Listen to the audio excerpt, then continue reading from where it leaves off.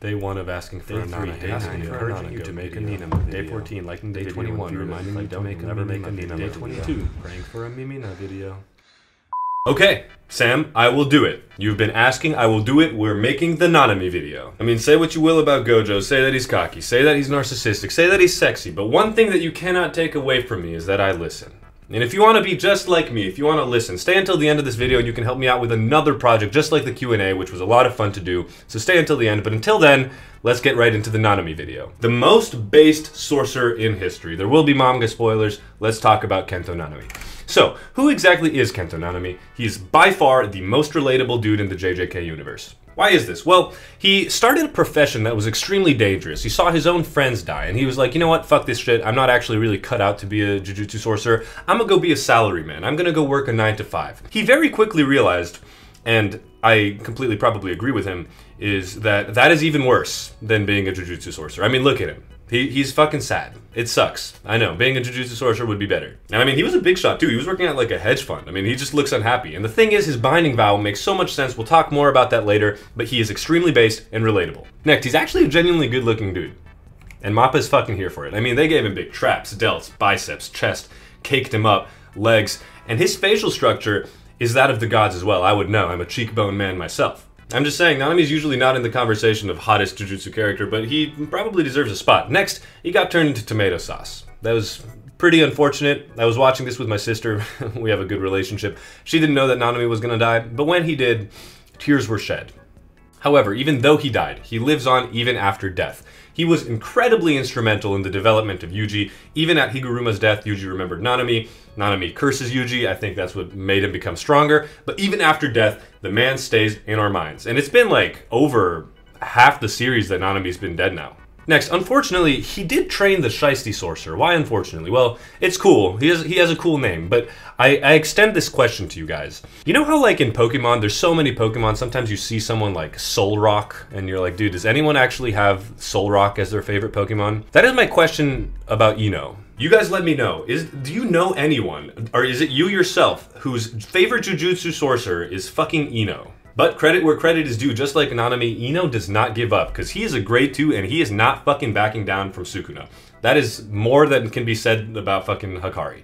Please don't go back to the Uraume fight. And finally, we mentioned it briefly, he's kind of caked up too.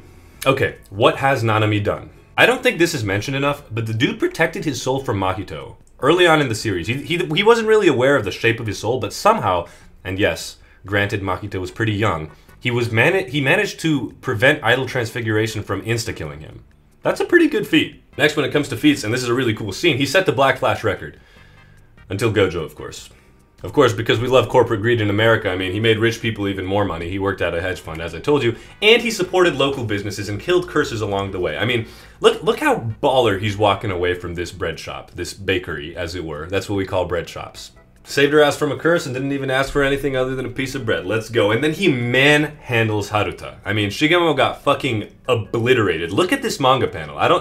A lot of people started reading the manga after season 2 of the anime, but oh my god, this guy's head bounces off the floor and upwards. Jesus Christ. That's not even a critical hit. And of course, keep singing Nanami's praises. He survives 2 disaster curses. That's both Dagon, which absolutely fucking destroyed him, to be honest, and then Jogo, which basically made him on the verge of death, but he lived it anyway.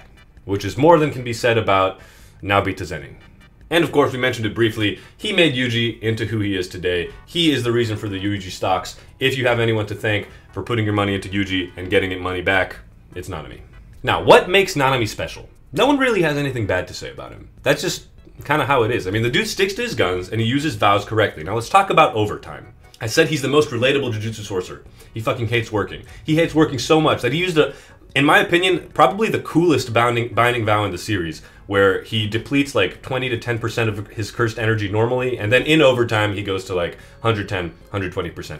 Fucking awesome, Nanami. I agree. Next, a lot of people don't know this, but he actually has future sight and or meta knowledge about Gege. Remember when he was talking to Nobara? He told her, dude, stay here. Bad things are gonna happen. You're not strong enough. And what happened? Bad things. Ain't that right, Nobara fans? And then, of course, I have extremely high praise for him. I thought that if anyone would survive, it'd be Nanami. He'd find a way somehow. Is this Gojo thing getting old? No. He is Jujutsu Kaisen. What do you mean by that, Luca? How is Nanami Jujutsu Kaisen? I'm just, in the face of the evils of this world, I'm just Jujutsu Kaisen. Just reading that makes me want to cry. But we have to talk about where he falls short, unfortunately. Well, first of all, he's not absolutely batshit. Like a good sorcerer, like a great sorcerer. Sukuna, Gojo, fucking even Higuruma, Hikari, Yuta, they're all batshit. Yuta's still clinging to Rika from his childhood when he was like 5. Nanami does not have that. Unfortunately, that's why you're not the strongest grade 1 sorcerer, okay? It's Kusakabe, who is a scaredy cat, which makes him batshit, I don't know. He doesn't have a domain, just like Kashimo. Ino is ass cheeks at being a sorcerer, and he was his sensei. And again, I'll give him his flowers. Ino's not backing down against Sukuna, but this dude is ass. Haibara was also probably ass cheeks. I mean, he's not pointing at himself in this picture. Haibara is giving us the thumbs up. I'm saying he was ass cheeks, and he's saying, yep, I was. I died instantly. So, yeah, that's pretty much it. Everything else, Nanami based. Goated. In conclusion, what can we say about Nanami? He's a daddy-ass character. I mean, Mappa made him more of a daddy than he was in the manga, but truly a lovable character through and through. I don't know if people have bad things to say about Nanami. If you do, leave them in the comments below and let people eviscerate you. He, of course, has one of the most based approaches for all the sorcerers in the series. That's kind of what makes him not as strong as the others, but extremely relatable for us. We can thank him for the Yuji stocks. Again, if there's anyone to thank Nanami. He has perhaps the most impactful death, at least in the early seasons / part of JJK. Yes, Gojo's death was, in my opinion, more impactful, but man, when Nanami died, that was truly sad. Nobody should take notes, because Nobody's death was handled interestingly, to say the least. Unfortunately, though, we know his student and friends were Dagi. R.I.P. Haibara. R.I.P. Ino soon. If Ino survives the bout with Sukuna, it can only be described as Sukuna not even fucking putting the man on his radar, even though he punched him. And finally, I must say, Nanami, you're a top 5-ish character for me, and I really miss you. You were really fun. You made Yuji who he is today, and I always held respect for you. My non-psychopathic sorcerers and community, if you enjoyed this video, please consider liking and subscribing.